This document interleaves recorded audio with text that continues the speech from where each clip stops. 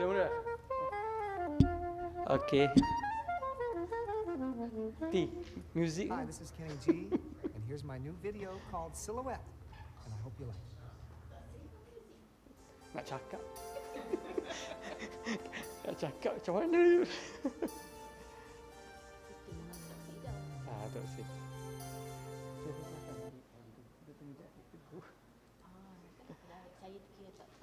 Tak apa lah. Orang faham tu. Tak ada. Tak ada. Ada bawa? Yeah. I have in my room. You can use the mouse if you. Dia ada pointer? Pointer ada tak? Tak bawa? Itulah, saya dekat bilik. Okay. Bismillahirrahmanirrahim. Assalamualaikum warahmatullahi wabarakatuh, and a very good afternoon, everyone. Please welcome to the seminar talk by Professor Dr. Amal Mitra, and my name is Hamid Jan. We are very fortunate today. We were able to hijack or kidnap Prof. Amal to be with us at USM. We planned this many years ago, but Alhamdulillah, finally, with the help of a sponsor who is funding our research, we are able to get some financial support to support the travel and accommodation and etc. for this trip. His original trip is for research discussion, but we thought it would be good that we use the opportunity to also have a physical session with him. And some of you are familiar with his work, his lectures, because last year he was fellow for USM, PPSK, and during that tenureship he has given a lot of lectures to us. And today we learn more from him, and we take the opportunity to learn more. Before I invite Prof. Amal, I would like to read his short bio data. His full name is Professor Dr. Amal Krishna Mitra. He is a tenured full professor of epidemiology and biostatistics at Jackson State University School of Public Health in Jackson, Mississippi, USA. He is also the director of global health initiatives of Southeast Asia and Western Pacific regions at Jackson State University. He has 26 years teaching experience and 40 years of research experience in public health. One of his major achievements is developing public health programs in several countries, including the University of Southern Mississippi, Kuwait University, USM Malaysia, Bangladesh, Hong Kong, India, and Nepal. He received external funding from numerous agencies, including more than $6 million from National Institute of Health, USA, National Science Foundation, Center for Disease Control and Prevention, CDC, U.S. Agency for International Development, USAID, Department of Agriculture, Environmental Protection Agency, Susan Komen Breast Cancer Foundation, WHO, UNICEF, Swiss Development Corporation, so many. Dr. Mitra, or Professor Mitra, is the recipient of many awards, including the recently the Fulbright Nehru Academic and Professional Excellence Award 2022 until 2023 in India. So this is what he is doing in India, in Calcutta at the moment, under the Fulbright Nehru Fellowship Award. Lifetime Achievement Award 2013, the Fulbright USA Scholar Award 2007 until 2008 in Bangladesh, the Innovation Award for Applied Research 2004, the Distinguished Teaching Award, and the Distinguished Faculty Research Award 1999. Dr. Mitra is guest editor of journals, several journals, as you can see in the poster, okay? And he is here today to share with us. Probably some of the participants are less interested in the research and they are more interested in the Fulbright Award. You may ask, how can you, as a USM student or postgraduate, can apply Fulbright Award if you are interested? Maybe that can be also discussed. I think This is the title, but in the Q&A, we are free to ask anything related. Okay. Without further ado, I would like to invite Professor Dr. Amal Mitra to give his lecture. Please welcome. Thank you. I'll get my water. I need water. Very hot. They got laser pointer for you. Okay. This is the, I'm not sure, it can change the slide. Yeah. Yeah, it can change the slide, and then this is the laser pointer. This is which one? This is laser. Okay. This is the slide changer. Good afternoon. Assalamu alaikum. USM, my family. So I see my family. Why I'm saying this? I worked in Mississippi, my first university, also called USM, University of Southern Mississippi. So we are in a family, right? Okay, good. I know some of you worked with me before and published papers. Anybody I can see who published paper with me? I see one, Dr. Hamid. And so if Dr. Hamid published, means many people with him published with me papers before. I also worked as an external for your PhD program. Anybody here, I worked with you on your research dissertation for PhD program. Is anybody present here? Yeah, okay, thank you. So, other than that, is anybody interested to publish a paper? Please raise your hand. Okay, great, great, great. So I see that there is a need that we can talk about this topic, right? And as Dr. Hamid told you, I'm a guest editor of 5 journals currently, and also in editorial board many journals. It might help something. And with my at least 40 plus years of research experience, starting from 1980. 1980, I started my first research. 1991, Dr. Roger Glass from CDC went to Bangladesh. I was there in Bangladesh, and worked with me on a project, my first project, 1981. I didn't know anything. I didn't know anything how to do research. After completing the research, I was not able to publish, and I didn't know how to publish. Some of you might be better off than me that I was at that time, right? Some of you know many things, but I didn't know. Even I didn't know how to do data analysis, what kind of analysis I should do. I was waiting. That paper, can you believe, completed in 1983-84, published few years after that, because I didn't know. Now I know something, not many, I know something that probably can be helpful to you. Okay?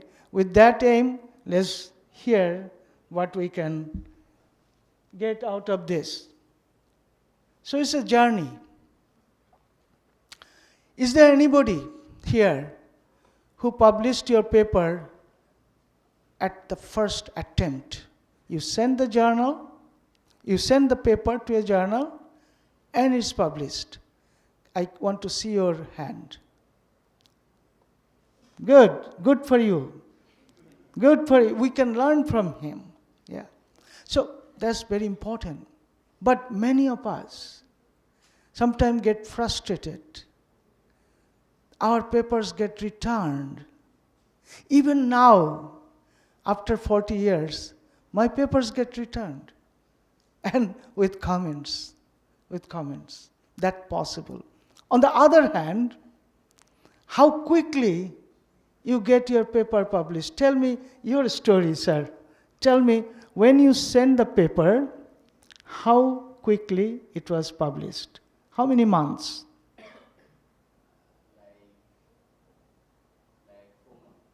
Like how many? 4 months. That's quick. 4 months is really quick. Okay? It can be as long as more than 1 year sometime. But nowadays, because open, publication, open source, it is a little bit faster. The few journals that I am editor, their turnover time is few months. Usually not more than 3 months or 4 months. Usually it is published that quick. I had the quickest possible time. I will tell my stories, in Lancet, 1990 or 92, something in that time. I sent the paper, manuscript. I didn't hear anything. I wrote to the editor, what happened to my paper?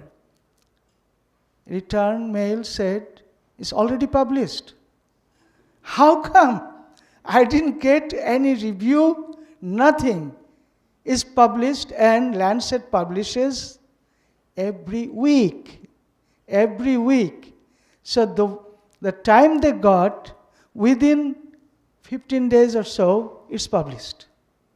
So it was definitely something, a topic that is hot cake at that time.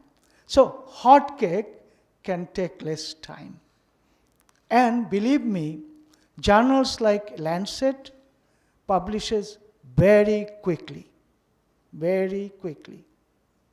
Okay. So don't be scared sending your paper to Lancet. Try it. Okay.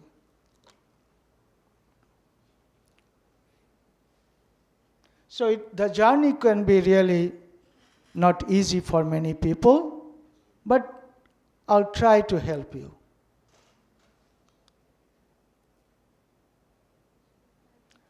So why should we publish? This is a quotation from APA. It says, research is complete only when the results are shared with the scientific community. Actually, Dr. Roger Glass sent me a letter, who is my first mentor in 1982. When this first paper was published, he sent me a letter saying that now your research is complete. Thank you. So your research is only complete after you publish it. Thank you. So that is the paper I was talking about.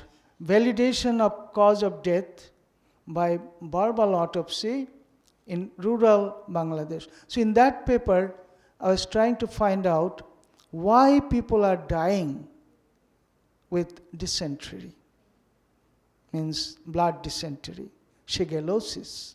Why? So it was a case control study, and verbal autopsy meant something like autopsy, but it's after death you go to the households and ask the next to the kin who took care of the child what happened, what are the events was there. So with that, we call it verbal autopsy. With that, we find out what could be the cause. So it's very nice. First time I learned that without going for an autopsy, we can do verbal autopsy. Okay? So that was interesting learning experience from me, Dr. Rajar Glass. He was so helpful. When I went to in America, he used to call me Dr. Mitra. I'm sorry, Professor Mitra. All the time, Professor Mitra. Now when I became professor in America, I wrote back to him, your professor now became professor. Yeah. He's a very nice guy. So in academia, you publish or perish. That's why you need to publish. You need to really tell your finding, give this information to the people who you worked with. Please do not forget your people. Sometimes we take data, but we forget these people. At least you communicate with the people from whom you got the data. Communicate with this. Even after publication, tell them, this is the finding. This is your data. We got this information. Please contact them. Please tell some people that you took data from. Okay, don't forget them. Before you publish, my question is, are you ready? There are many things will tell you whether you are ready or not. One thing, do you have some important contributions to make? Not everything is publishable. So if there is something, new information, that is publishable. New information. Sometimes not always new. Sometimes is a repetition. That's okay. But why repetition, I probably will show you. Okay.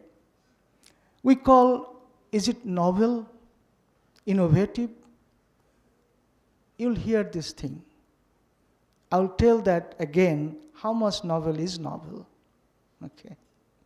We want that you do a novel and innovative study. Is it always possible? Or is it always necessary? I'll try to explain a little bit. Filling the gap, very important. Filling the gap in the knowledge. Okay. Whatever I have done before, is there any gap in the knowledge? Try to find out. This is important, is it validating the existing fact? So if it is a repetition, is okay. In epidemiology, we call it consistency. Okay? So if you find out something is working, another person, if he does the same study or similar study, find similar results, is called consistency. If not, it's not consistent. So consistency is one of the few factors that causes causal relationship. Is in epidemiology, there are several factors. Dr. Bradford Hill, we call it Hill's criteria. He showed us many criteria. One of the criteria is consistency. If you find consistency, it is more likely is a causal factor. Okay, I see many heads nodding, so I'm happy you know these things. Thank you. Are you identifying any flaws in the previous studies? So discussion part, Billy, that is the most difficult part. So this is one thing you should try to find out. If there is any flaws or any problem in the previous studies. I'm quoting this because I did that in one of my studies, earlier studies. First, probiotic study I did in 1988. 1988, first probiotic study. Nobody did that time. And I published that in Gastroenterology. It's a very reputed journal in 1990. And that paper I showed previous few studies, small, they were flawed in Switzerland and other European countries. So in the discussion, try to find out those issues. Okay, try to find out why your study is different from others. Okay. Are you proposing a new methodology? That is also good. Okay. How significant is your message? How sure are you of your findings? You are the best person to tell what are the good things about your study. Now, innovation, I want to give you an example here. Innovation is necessary, but not is a justification for research publication. Here is an example. This model, some model, has been tested in rabbits, mice, rats, Drosophila, dogs, cats, chickens, zebrafish, hamster, but no one has looked at it in a frog model yet. So you are doing an innovative study in a frog model. This is not the justification. I often simulate the things. They said, okay, my study was done here, here, here, here, but not in Malaysia. This is okay, but not a true justification. Okay, please note that, okay. But when you say this model has been tested in rabbits, mice, rats, Drosophila, blah, blah, blah, but no one has looked at it in humans, that is an innovative study. And I have a really good example of that. This is the example. I published a paper with one of my students, a lady, Kerry Clark. She was a master's student. I really try to help my students publish their papers with me, and they're maybe the sometime first author. But this is what you see. Viral obesity, fact or fiction, published in Obesity Reviews, a good journal. It's a review, but it's an epidemiologic point of view review. So I showed all the Hill's factors to justify that this is a causal link or not. There are many studies have been done showing that viruses can cause obesity. Even there are two, not human, but in monkeys.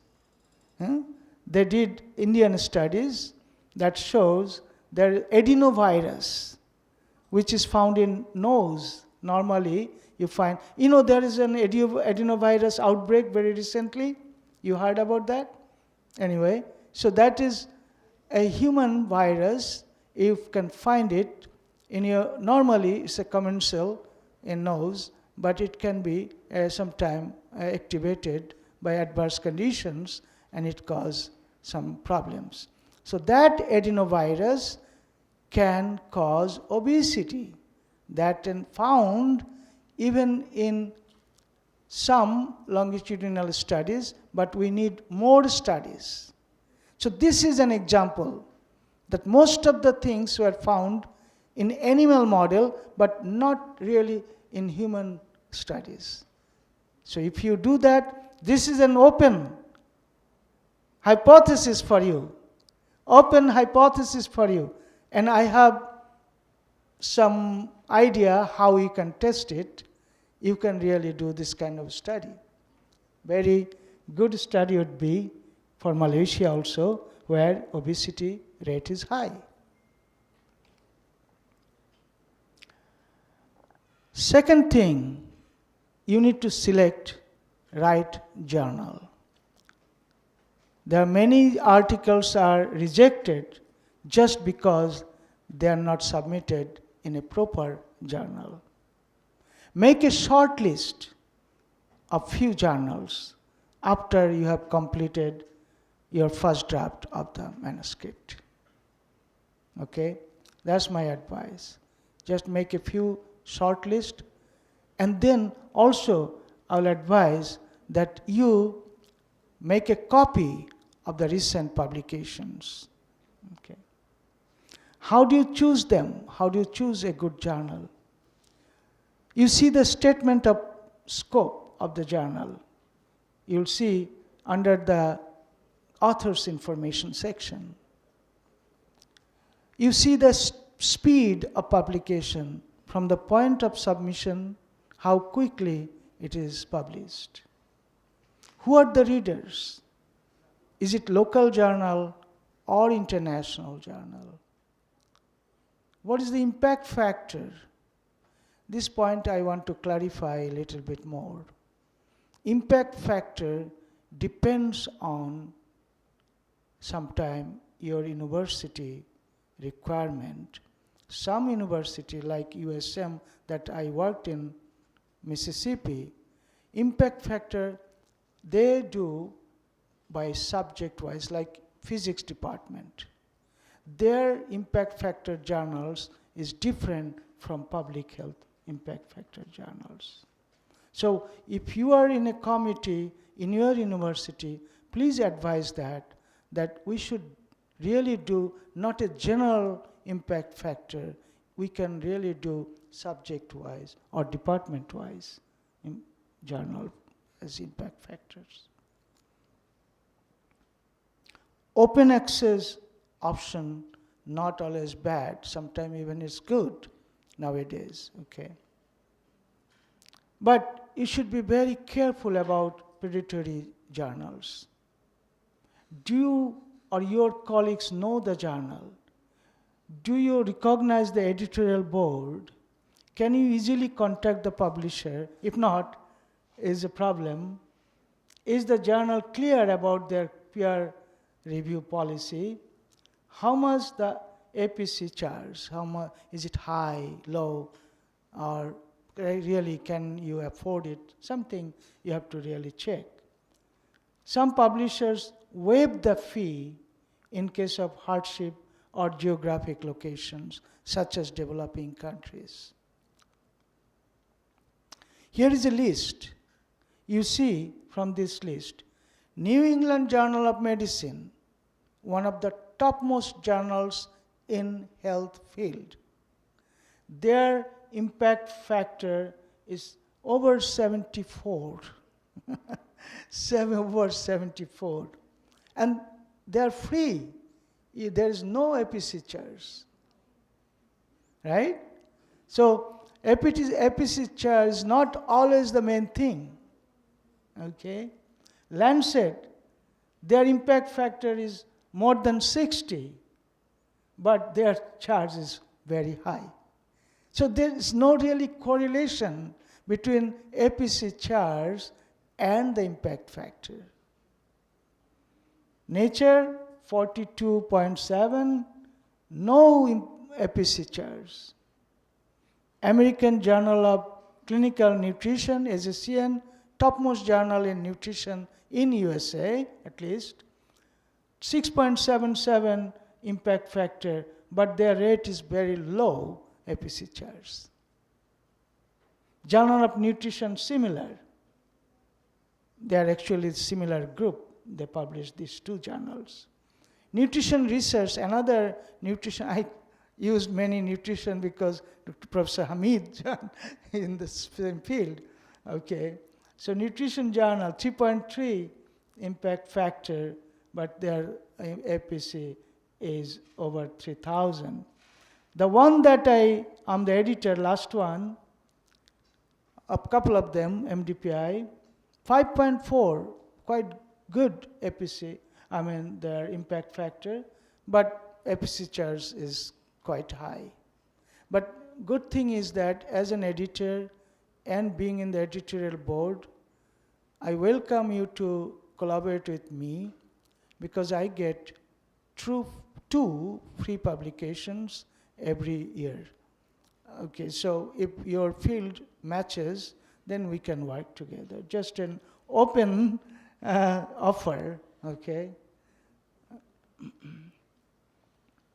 So look for the instructions, and these are the things I wanted to be very careful when you write your paper.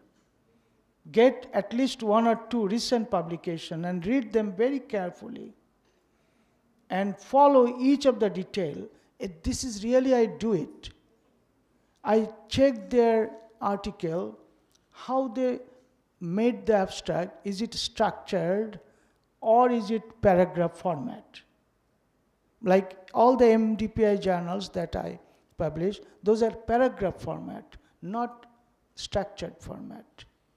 Okay. Be careful how you use them. All this detail, please check it, sometime the abstract is 120 words, sometime is 200 words, or sometime is 180 words. Peculiar. One journal is American Journal of Public Health. Their abstract is 180 words. So you must follow whatever their needs are or instructions are. Okay. So these are detail. I'm just trying to tell you few things. When you are happy about one journal, try to publish there, but do not dump all your papers in same journals. Because people will question, why did you not try other journals? Actually, I asked one person who was doing trying to get a job in our department. I had that question for him. Why all the articles in same journals? Okay. But never give up. This is my big advice. You'll get many bad comments. Some bad comments I got like this. The author more likely is not English speaking author. So that kind of bad comments I used to get also. Don't be frustrated. This is okay. Just don't give up. Try. And one example I give you. One paper I wrote when I was in St. Louis University working for hepatitis viruses. I wrote the paper. I asked the department head to be a co-author. He declined. Okay. I was really not happy. And can you believe I published it in a better journal as a single author. So don't give up. Sometime you may have a better luck with another good journal. Okay. So there are many article types. I'll go with only the original research article, but review article, one of my good advice. If you do not have original data, still you can write and publish a good paper in a good journal. Now that is possible because now people know review can be a different type of review. We call it systematic review. We call it systematic review with meta-analysis. Meta-analysis is really more advanced level of statistics. And you can publish a good paper, it will be your original paper. If you do review like this kind of review with meta-analysis. And we published a couple of review papers, systematic review papers, and I encourage my students to do that. And we have plenty of ideas to share with you how you can publish a paper as an author, first author. Okay? Be prepared for that. Get ready. Now, few tips. Now, this is the structure. This is the structure of a manuscript. My question to you, with your experience, which part of the paper you will write first? I need your opinion. Anybody can tell me. Please interact. Please interact. This would be helpful. Yeah? Method and? Method and? Materials. Sorry, thank you. So materials and method is the first part she will write. Good, okay. I'm coming. So anybody else has any different idea? What is your second part you will write after materials and method? Results, good. Next. So material, methods, and then results. Which part you'll write last? Abstract? Abstract. Okay. Did you hear what she said? My question to you now, did you publish a paper before? Yes, I did. Yeah, I could understand from your answer. And that is a correct answer. I do not get the correct answer most of the time. She's the only person in my last, yes, she should be applauded. Yes, yes. Can you tell me why materials and methods should be written first? It's the easiest part. It gathers everything you have done, and then it makes you focus, and then from that point you can start and go to the other point. Excellent. I don't have to give this lecture. She should come to this podium. She is the right person to give this lecture, not me. Yeah, good. Yeah, exactly, that's the answer. You are the best person who knows what you have done in your research. Nobody else in the world will know better than you. So that's the first part you should write. Even when you are doing data collection, you can already write that section, materials and method. Okay, then you do the results section. That's exactly what you should do. And one advice I will give you about writing your paper that I learned from my guru in 1988, Dr. Mahalanobis. He is a guru. He died few months ago. Died few months ago, Dr. Dilip Mahalanobis. He was director of the center that I worked. Let me tell you a little story. You like stories? Okay, stories. Okay. I finished my probiotic research, 1988. And he came as a God-sent person in my center as the director. He called me, you did a wonderful job, now you bring your data. I want to see what you have done. What I actually did after finishing, I didn't know how to do data analysis. Even then, I went to many statisticians, they told me, do that, do that. I printed all the results and brought this bunch of papers to him. He looked at it, smiled, and then he said this, Amal, you throw all this paper to this dustbin. What? He's asking me throw all my data in the dustbin. I was so scared, but I had to follow. He's my boss. He's the director.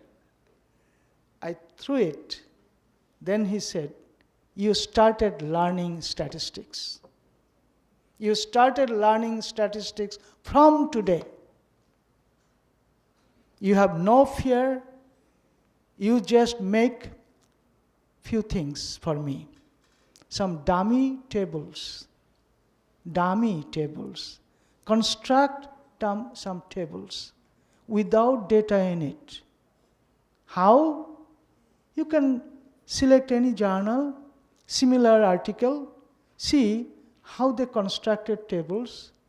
In the columns, what are the columns, what are the variables, just write down them. Just copy them. Stealing, not bad.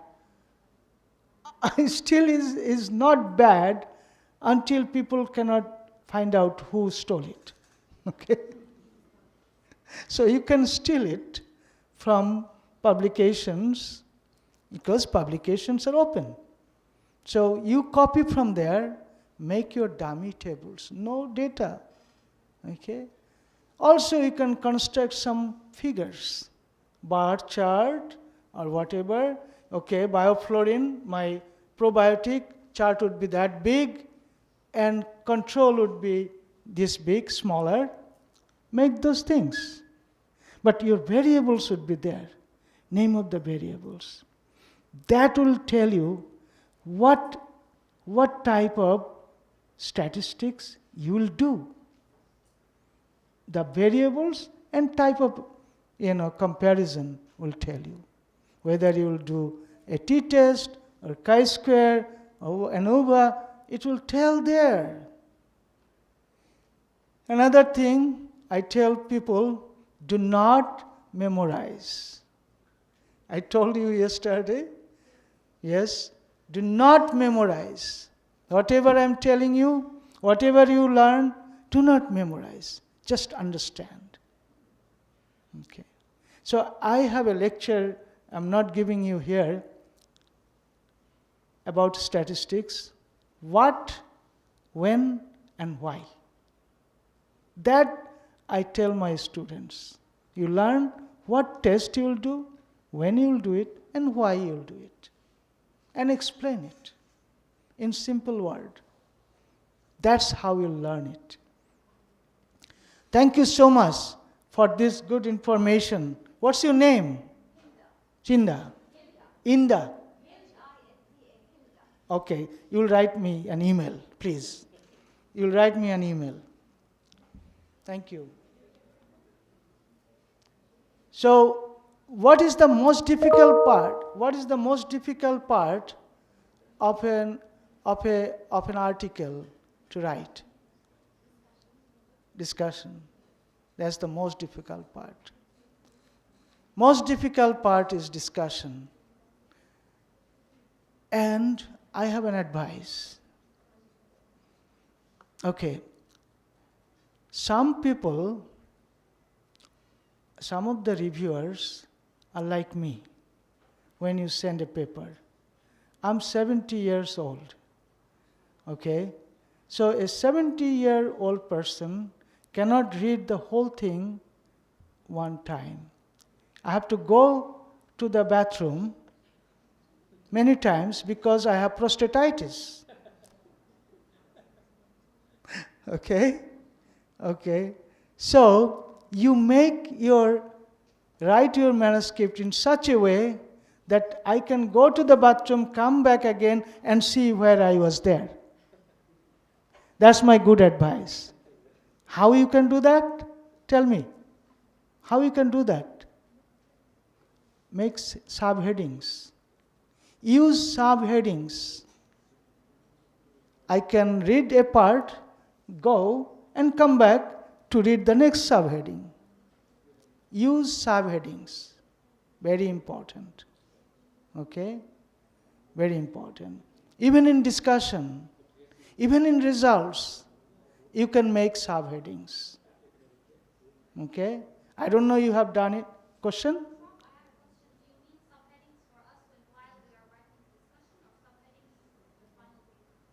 No, in subheadings, I'll give you an example, then it will be easy. So for result section, you have like a general characteristics, population characteristics, one type of result. That's the subheading. Another subheading is what is your major outcome variables?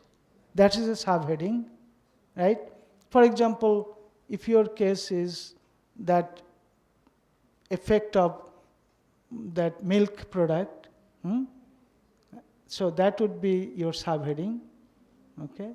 So major thing, then if you have some covariates, like, which can influence the results, that would be another subheading, like that. Similar thing you'll use in the discussion section also. But the discussion part, this is what I advise you. Do not repeat result in discussion. This is the common mistake people does. Just they repeat the same p-value, data, everything again, one time in result, again in discussion. Right? Redundant. Redundancy is a big issue in error, I should say, in manuscript writing. Redundancy. Be careful about redundancy. And try to make the sentence easy, simple, not complex sentence. Simple sentence. Our habit, Asian people, the way we learned from British people, making complex sentence. That's too bad, I tell you, for publication. That's not good for publication. Make things easy. Even for grant, when I get grants, I write easy things. Easy to get grants. Okay. Your science should be good, writing should be easy. Okay. Okay. Question? I don't hear anything. They should have a platform here for common questions, okay? Yes, you can ask question, but also I like to finish. Okay. My question, Professor, is there, if I may ask you to put the advice for writing the discussion part in a bullet point. So, like the first bullet would be what? I mean, to start with the discussion phrase. We talk about the study or we start with the comparison. Yeah. Yes, I'm going to address that. So that is a good point, good question. Actually, I was going to address those things. Your discussion, as I said, do not repeat. Do not repeat what? Result. You can use the gist, cream of what you found in the discussion part. That is your first paragraph. So that's what I want to tell you. First paragraph is the cream of your result, main results. You write, our study found, blah, blah, blah. Start like that. Exactly write like this. This study found, blah, blah, blah. Or our study found, blah, blah, blah. That is your first sentence of discussion. First paragraph will tell only what you found. Okay? Or what you proposed to find but you didn't find. Okay? So think about your hypothesis, what you proposed, and really you didn't find that. Like my biofluorine or probiotic study, our study found that biofluorine or probiotic does not work in watery diarrhea in adults. That was my first sentence. It doesn't work. Okay? So even negative finding. Okay? Negative finding is a positive study. Okay? All right. Okay. That's interesting. That is your first paragraph. Second paragraph and third paragraph and fourth paragraph will depend on what are the major findings. Explain that one at a time, each paragraph with other studies, compare and contrast.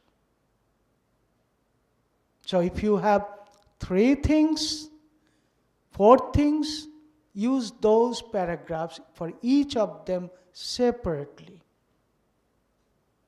to explain your finding, compare with previous findings, positive or negative. Now, the last or not last, few other paragraph, next paragraph would be limitation. You must mention, one paragraph, you must mention what are the limitations of this study. Okay? And the last is conclusion. Some studies can have recommendations, not necessarily you have to have recommendations. This is in general. Then look for articles that are published in a journal, in the journal that you are sending to. If they use any other headings, look for or write about that. This is my general comment about discussion. Is okay? Did I answer you? Thank you. So this is what I wrote, all these things here. Okay, abstract should be the last part to write. Abstract should be the last part to write. Title of the article, very interesting. You can write any time. When you are writing the whole paper, your idea comes, oh, this could be the title. Okay, the title could be different things. I will discuss that. I will go a little bit further. So how to write the title depends on the result. It should be short and informative. Example, 2 runners are running. You are running, another person is running the opposite direction. And that other runner asked, Amal, what are you doing? I'm in Mississippi. Short, but not informative. I'm a professor in a university in Mississippi. That's short, but informative. So he wants some information from you within the short time that he's running and you are also running. Okay? That is a good example of a title. Okay? Title can be catchy. Can it be a question? Yes, it can be a question sometime. Depends on the journal style. I give you an example of Journal of Nutrition that I sent an article. I did a study with iron supplementation in a peri-urban slum area on morbidity of children, also their growth, but this paper was about morbidity. So I wrote the chapter title, or the manuscript title, Effect of Iron Supplementation on Morbidity in Children. Do you like this title? Is it okay? Is the English okay? Okay, so your answer is, yeah, fine. Journal sent me a review and said, your title should be a positive statement. Iron supplementation does not decrease morbidity in children. Iron supplementation can improve morbidity. I mean, it can be anything, but it's a positive statement. That's the journal style. Please follow the journal style. Okay? That's my advice. Both are correct, but please follow the journal style. Then it is ready to be published. Okay? Few examples. Women are at a higher risk of metabolic syndrome in rural Bangladesh. Who published this? Professor Hamid is here. So his group published this. It's a positive statement. After some modification, this was quickly published. The next one you see, effect of gender and nutritional status on academic achievement and cognitive function among primary school children in a rural district in Malaysia. Like again, his group published this. You can start with effect, yes, but here the good message is effect of nutritional status on academic achievement and cognitive function. Those are very important topics. That's why it is published. Next one, my student wrote this. Impact of COVID-19 on mental health of adolescents, a systematic review. There was no original data, all review, but it's a type of review called systematic review. Within few months, maybe 2 months or so, she started receiving, she's the first author, Elizabeth Jones, she's receiving many comments and things, and also total maybe over 400 or so within 1 year. She got this, what do you call it? Citations. 400 plus citations within 1 year. It's an impact factor of that paper was at that time 2 point something, MDPI journal. So as a student, you can publish similar papers. Is smoking shisha safer than cigarettes? Is a question. Comparison, actually that was my title when I sent it. And my student actually in Kuwait, I taught in Kuwait for 3 years. I developed their public health program as a director of public health. And so my students, they are medical students, they did this study, and they published it. And it was submitted as the question, and the reviewer said, you explain a little bit more. Then we added the second part. You see, this modification you can do later also. Comparison of health effect of shisha and cigarette smoking among young adults in Kuwait. So many examples are there. Lead poisoning. I had many studies on lead poisoning. Another question is there. Is antibiotic treatment effective in coronary artery disease? See, it's a catchy title, and my student wrote this review paper. Okay. The last one is that probiotic study. A double-blind is a long. So I wanted to show you different style of writing title. Sometimes it can be a long title, When you do a double-blind controlled trial, clinical trial must be spelled out in the title, because those are the important things in your study design. Is a controlled study, is a double-blind study. Must be there.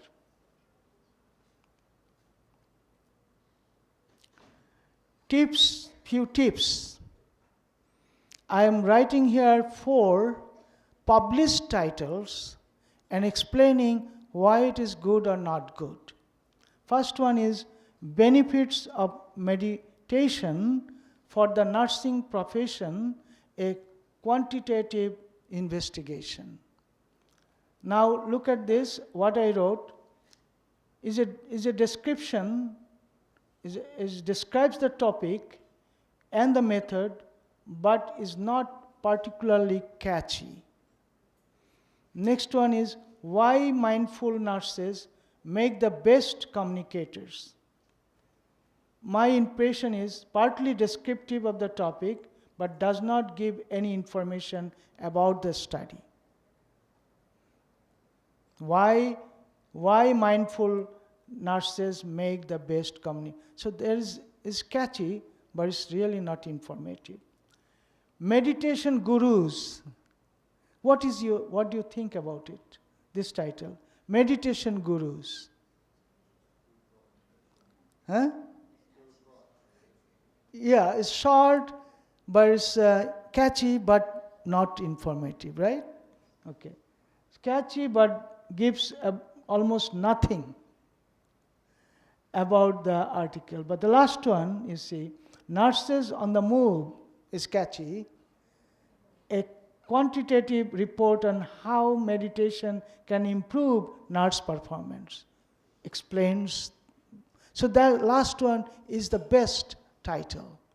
So these are the examples.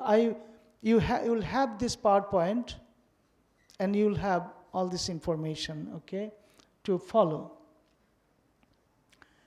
Avoid redundancy. The title should be fully explanatory and stand alone. Leave out unnecessary filter words, such as effect of, comparison of, a case of. Now find out redundancy from this title. This is published title. A study on status of women faculty in science in MIT. What is the problem of this title? I mean, actually we need to discuss a lot, right? But I have to make it short also and be timely. There are very busy people in front of me. So at least you can, I'll go with the answer later. So a study on a status is not necessary. You see, it definitely is a study. Next one, you see, an experimental investigation of the interactive effect of this, and this. You don't have to write. This is a published title, but I'm criticizing it. An experimental investigation of this part can be deleted easily. What I advise, write 2-3 titles, and see which one is shorter in terms of number of words and informative. Okay? That you should practice. You should practice that. Okay? Please do that. Please do that. An experimental investigation of, delete that. Only age discrimination in the French labor market is enough. Okay. Do you know each word cost how much? Just see how many articles are published in a journal, how many words for each article, total word, total cost. Divide, you'll find how many each word costs. Please reduce the number of words. Abstract should be brief, comprehensive summary of the content of the article. Do not include information that does not appear in the body of the paper. Do not write anything in the abstract that's not in your paper. Sometimes we are so ambitious, we say this will do that, and then the leaders or policymakers can do this. That's not your study part. That's your recommendation. It will go to which part? Recommendation will go where? I want your answer.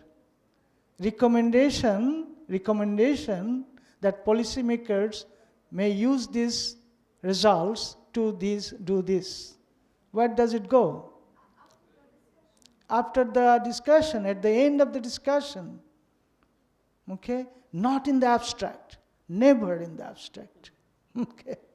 All right. Okay. Structured or not depends on the journal. Include keywords or not depends on the journal. How many keywords depends on the journal. Abstract is self-contained. Do not use abbreviation. If you use that, spell it out. I'm going a little faster. Usually no references in abstract, but I have seen maybe one or two articles, they use references in the abstract, but that's not common. Why they used it? Because their study is based on that. That's why they used it. Okay. Introduction, very important. I should say, use a funnel-shaped format. Funnel means your top is broad and tip is few. So start first sentence of your introduction should be general information. And then get to the really, the trick is, after you did the study, you got the result, right?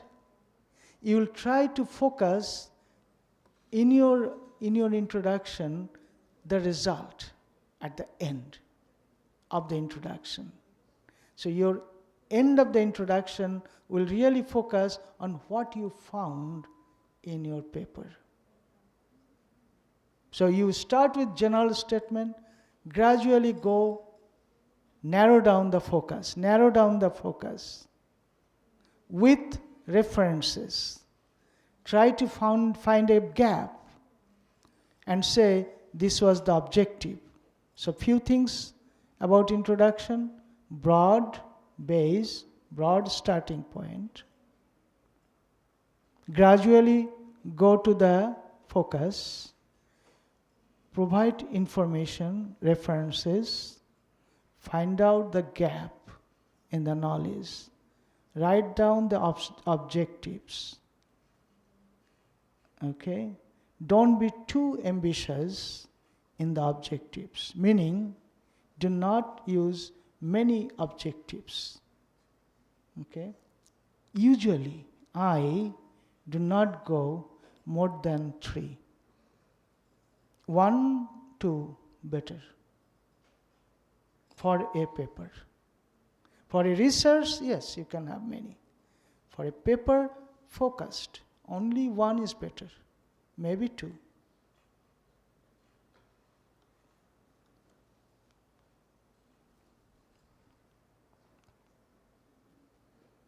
Method, again, make subgroups. First paragraph, what, where, when. This is your first paragraph. Who is your population? When did you do the study? Where is what done? What type of study design? Is it a cross-sectional study, or a cohort study, or case control study, whatever, or a clinical trial? Just mention that. Then subject selection, inclusion, exclusion criteria, if it is there. So that's part of that. And then also mention ethical procedures at the very beginning. I looking for ethical procedures. Finally, I found at the end, this was done. This study was followed by this, but that should be at the very beginning. Okay. Structure, sequence is important. Sequence is very important. Yeah, I see the materials are there, but they are not organized properly.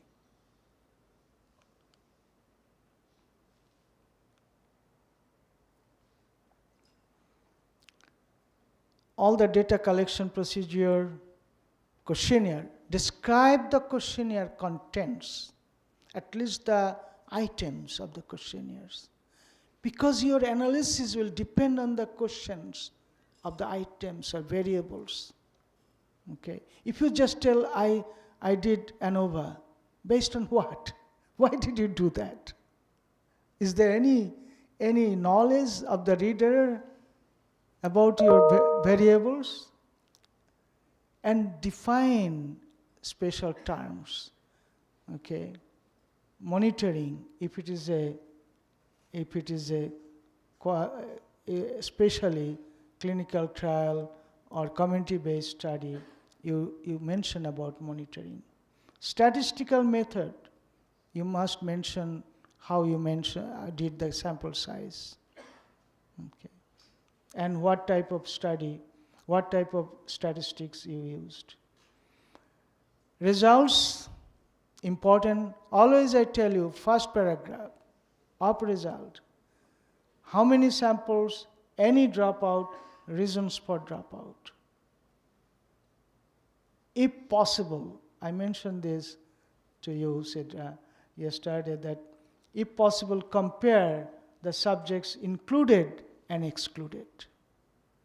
I do not find this in many articles, published articles, but this is the important part. Because people will use your study to do another study. Please mention, please tell people if there is any dropout and what was the reason.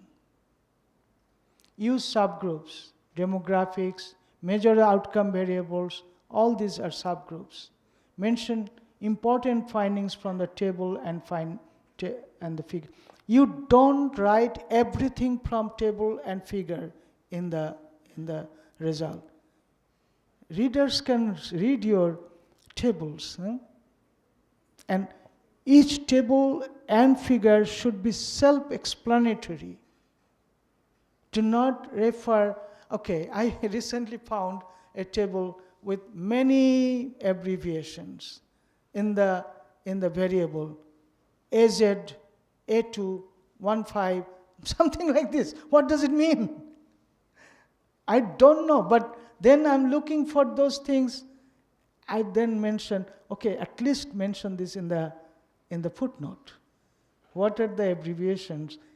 Explain, although you explained in the body of the text, please do it again at the footnote or the table. Each table should be self-explanatory. Do not ask the reader to go back to read the text to know about the table. That's a bad habit. Your reviewer is like a lazy person as Amal Mitra. Okay. All right.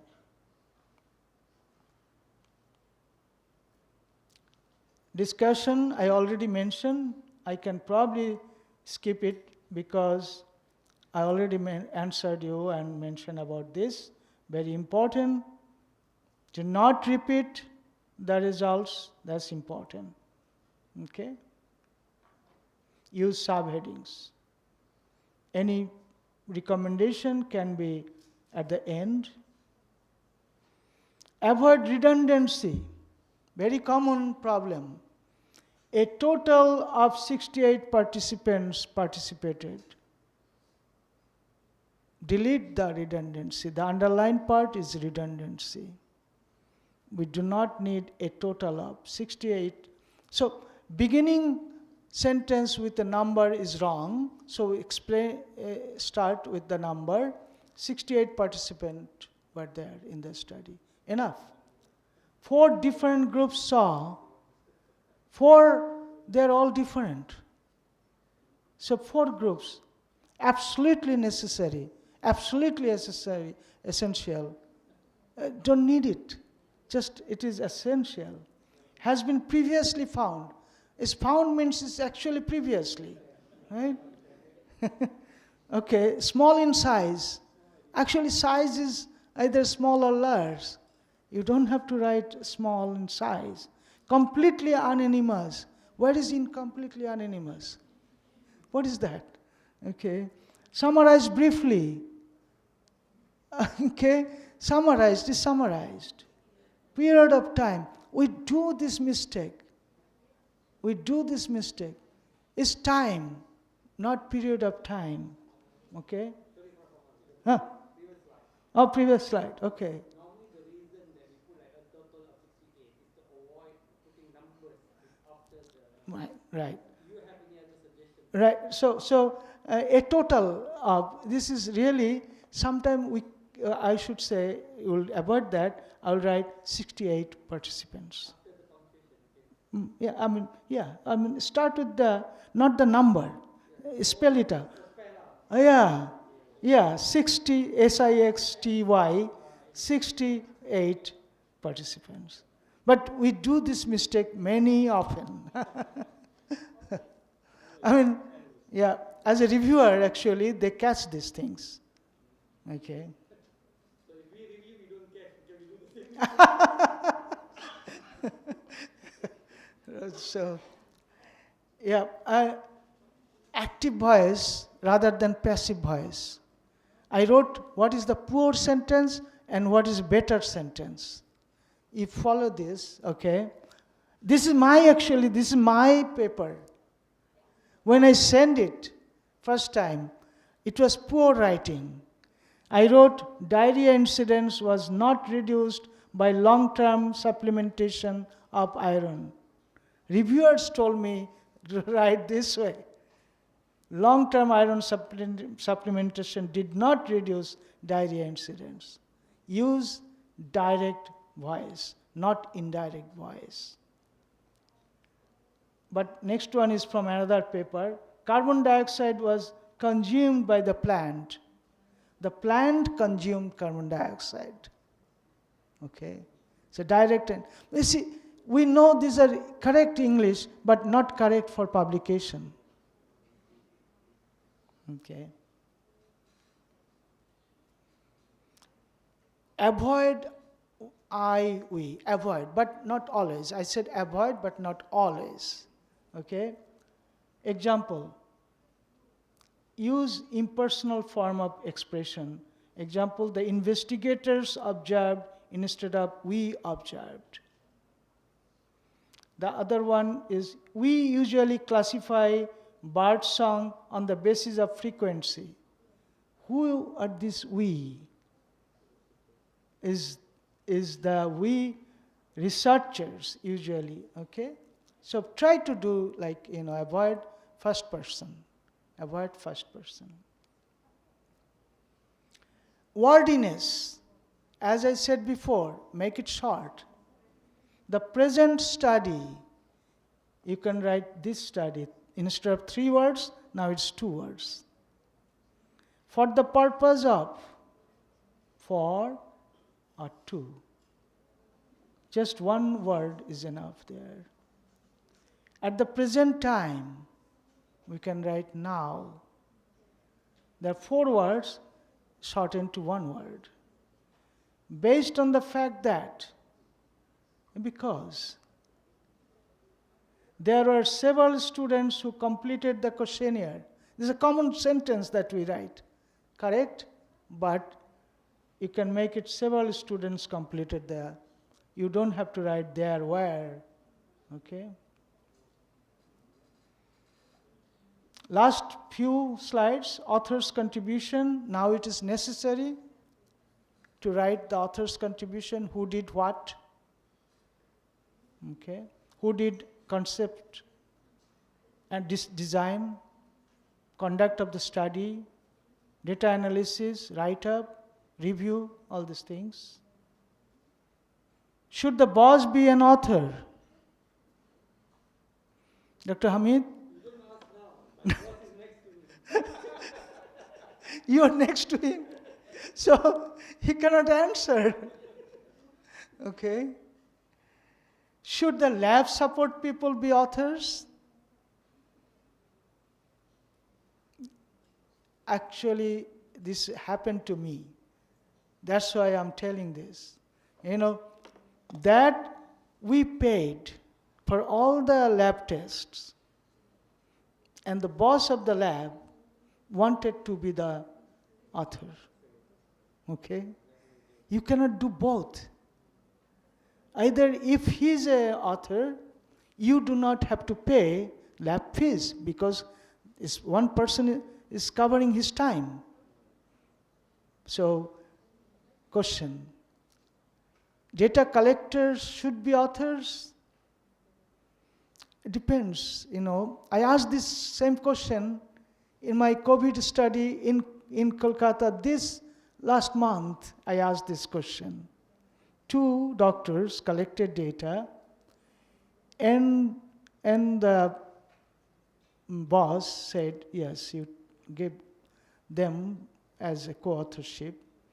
I'm okay with that because one thing is they really did the whole work. The second reason is this is their first time will be the author of a paper in a good journal, hopefully. They didn't pay. I paid them. My Fulbright paid for everything. University didn't pay anything. So those are reasons they can be author. Okay. Cover letter. Everything is important. When you write the cover letter, be specific how it is good for this journal. But don't overemphasize that. Don't brag that, you know. Okay, that's important. And a few things, you know, it was not published elsewhere or not submitted, you have to mention. There is no conflict of interest, those things. So now, I'm ready for questions. Anything?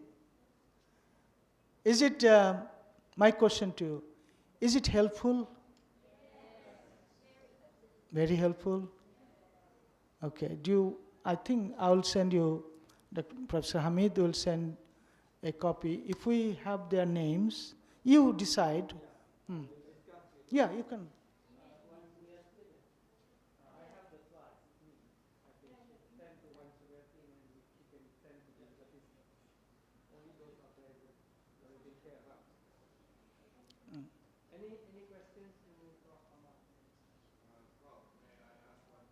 Sure.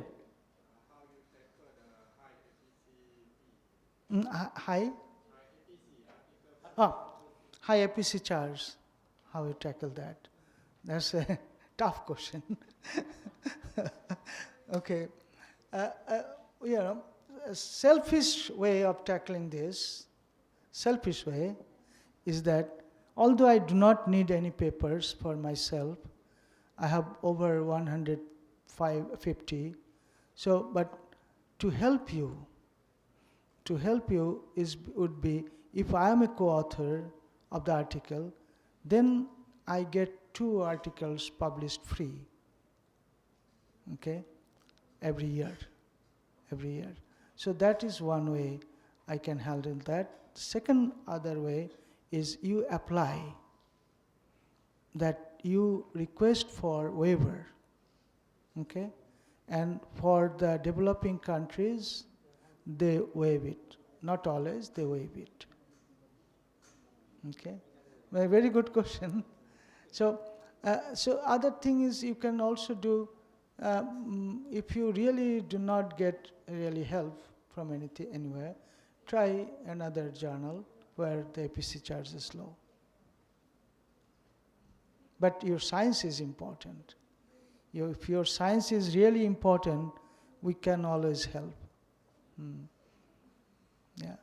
You know, sometimes what happens after review, I mean, we consider that request. The whole editorial board, they consider that, if it is possible to do anything. But that has to be decided at the very front, the early. I mean, once every review process are done, it's not possible to change anything. So you have to request at the very beginning when you submit the paper. Okay. What is your area? Bioinformatics. Okay. Just want to add one point from this question. The Aina is there sitting at the back, my PhD student. She came to me, she said she wants to publish in BMC Public Health. So I was like, wow, are you sure? Because BMC Public Health, they charge about 10,000 ringgit. Then we learned from my other colleagues that we can apply for waiver.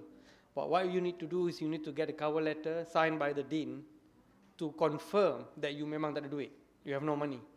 And to prove that, you need to print out the statement, grant statement. They will request statement grant that shows that you don't have money. It should be the same grant that you cite inside your article. So then if that is true, that you have a paper, you run out of money, and the dean supported your reason, you apply that concurrently with your paper so that the editor and the reviewer are aware that you are actually asking for waiver. Once you get the approval of waiver, then they should review. You shouldn't expect them to review. We did ask them again, are you sure that we are going to get the waiver or not, before we responded. So then they say, yes, you are accepted not to pay for this publication. Then the reviewer came, and then alhamdulillah, this morning we got the email, the paper was accepted. BMC Public Health with 0 ringgit. It's possible. That's good. That was my personal experience. We never thought it is possible, but no harm trying. Yeah. That's a good. Yeah. I did help actually for one paper. I think what is from Bangladesh. We discussed. The editor was my friend, so I discussed with him, and he waived that. This sometimes is possible, not always though. Any other questions, please? Any other questions?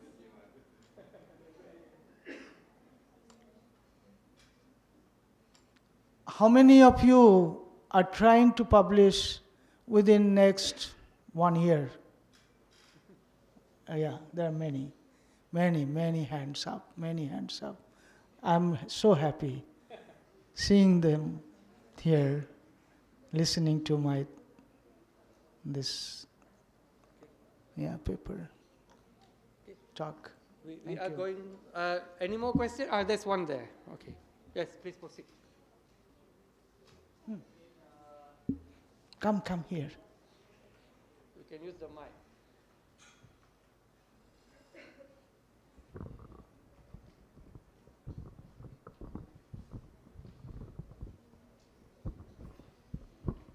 Your name, Assalamu alaikum. My name is Abdullah Umar. your background? Biomedicine Maximo student, master's first year. So my question is, can I publish any result? Can we publish any result, or we need to? If there is any, if example, if you work your lab and then you got a result like a sensitive result, so can you publish directly, or you need to just wait and then to keep your results? Yeah. So You're asking, can you publish the results? Any result? Any result? Do you want to publish the result without a full paper? Without full paper, cannot publish. I'm talking with the paper, inside the paper. I'm not very clear. Can you repeat the question? Yeah, you can help us.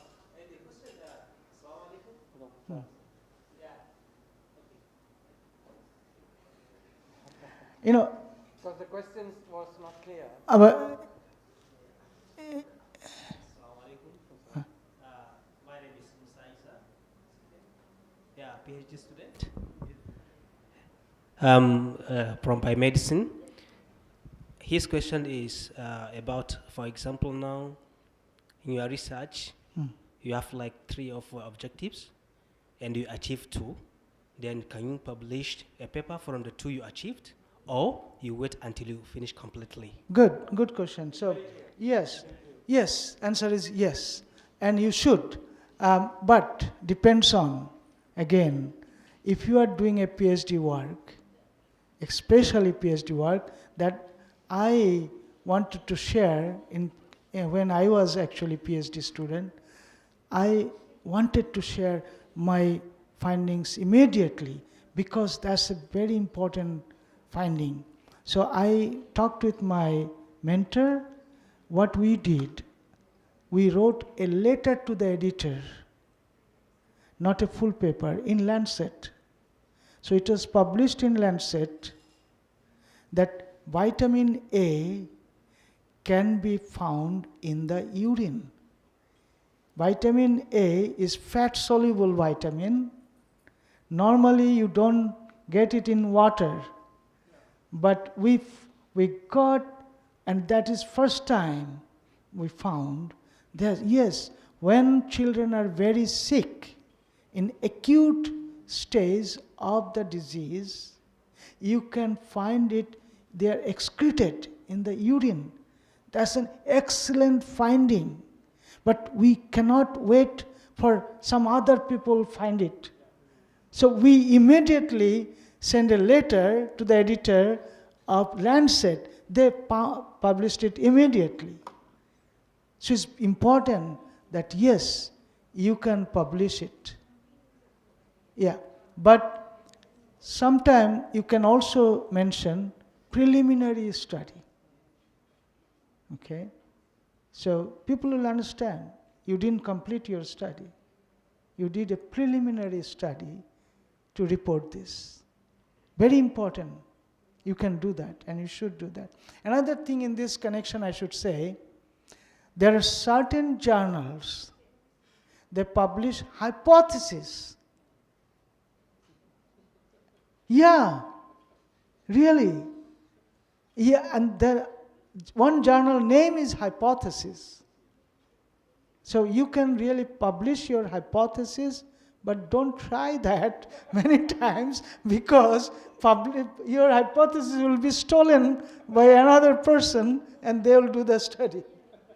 Any non-significant finding journal, bro, that you can Yeah, no, non-significant. This is another important question actually. sometimes we get non-significant. Right. So there are 2 types of publication. One is your positive finding, another is negative finding. Generally, negative finding or when the study p-value is not significant is less often published. Is a publication bias.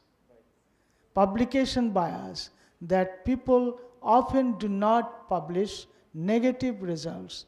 I was lucky that my probiotic study was a negative study. It didn't work. P-value was not significant. It was published in a very reputed journal called Gastroenterology.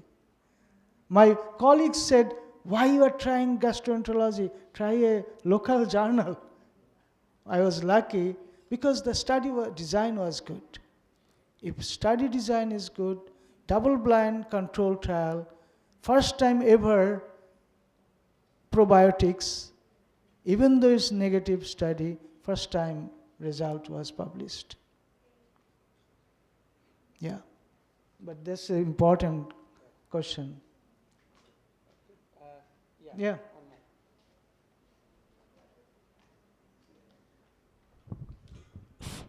Uh, Prof, I need clarification. Previously, you explained about the discussion section that the first paragraph shall summarize your findings, then the subsequent based on what you achieve.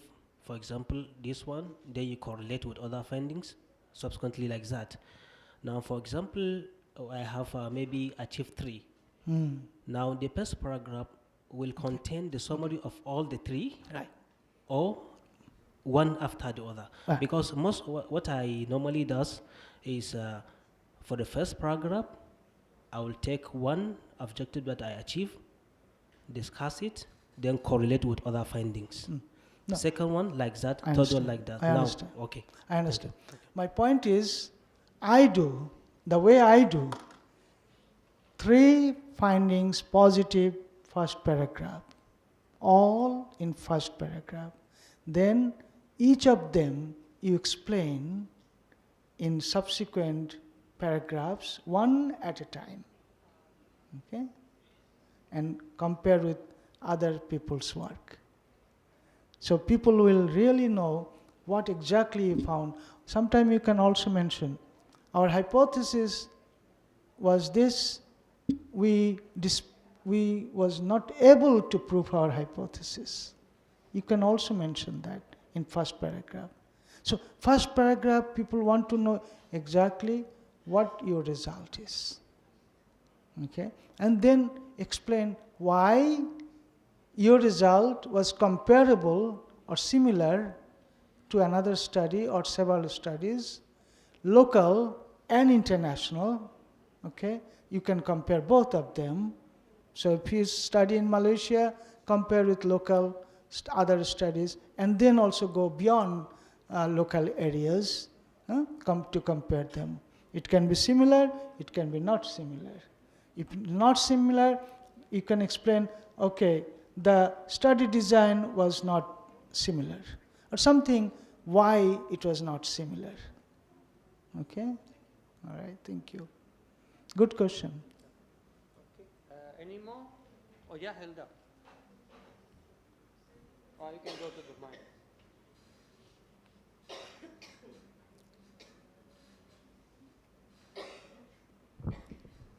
I hate mics, but anyhow, okay. But you can be a leader when you speak in front of a mic. Thank you. Politician. First of all, thank you for this informative and inspiring talk. I attended previously, but online. I always wish to meet you in person. And I would thank Professor Hamid for giving me this chance just to meet you in person. Thank you. It's my pleasure. My question is about the systematic review. If a topic had a previously 1 or 2 systematic review done, do you advise on doing another systematic review? And if yes, then how would you handle the topic? I mean, from what perspective would you take the topic? Thank you. Very good question. Okay. First answer, no, then answer yes. So I answer first no, do not do systematic review again, and then I'm answering yes. So why yes and why no? Okay? So both possible. Oh. So yes, because when I say no, means already some other people did systematic review, same topic. And you will not find something different from other studies. But what we did this time, one study we published, probiotics, I give you example, probiotics in children, okay? We found this, we published it. Then we did in adults, we found a different story. So if your population is different, yes, you can do it. Second answer is, yes, you can do it if you add meta-analysis on the top of systematic review, because systematic review is the existing studies, each of them separately. Meta-analysis does a overall effect, okay? Overall effect. Overall effect can be different from the individual study, okay? So if you do meta-analysis, yes, you can do another systematic review with meta-analysis. Okay. Got your answer? Thank you. You're welcome. I think we had enough. I think we have a very informative and very interesting lecture by Prof. Amal. Please give a big hand for his effort standing here almost 2 hours at the age of 17. Thank you very Do much. I look 70? No. No. So I would like, please do not leave. I have few important messages. One is please scan your attendance at the board there. We have a QR code. From there, you will need to add your email address where Puan Wan Suryati will be able to email to you the slides. That's number one. Number two, please do not leave. We are going to take a group photo. Please, those who are sitting on that side, please come to the middle because the photo will be taken from this angle. Please, I need your cooperation. And while you are doing that, I would like to invite Professor Wan Rosli to give 1 or 2 words to the audience and to the organizer. Thank you. Thank you, Prof. Hamid Jan, for this very important session. And of course, we have very privileged, Prof. Amal, to have you again. With last 16 years, and then you come again. And then this is one kind of what we call the friendship, to be sustained. So for your information, for all the participants today who participate in this session, Prof. Amal is one of good friend of Wan Manan, Prof. Wan Manan.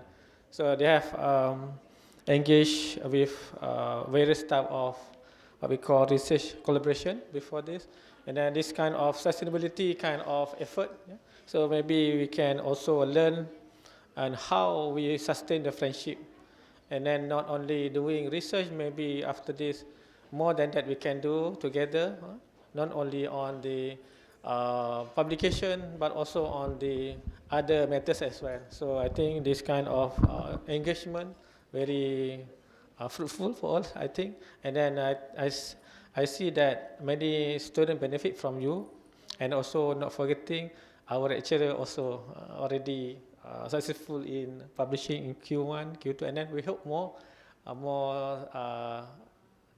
lecturers also can benefit, and then feel free to email and then get the help from Amal. I think you're more than happy to help us to multiply the publication, and also and then we have a few agenda to strengthen after this, and then we hope that you enjoy much for our foods, especially durian and mangosteen, and also the ulam, locally available herbs, and also. Yeah, of course. With the with your, we hope that we maintain the we expect to have more positive collaboration with you. And again, feel free to communicate with Amal if you have any idea or any facilitation that you guys need for Amal to guide you.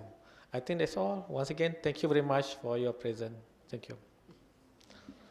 We have some, it's not big for you.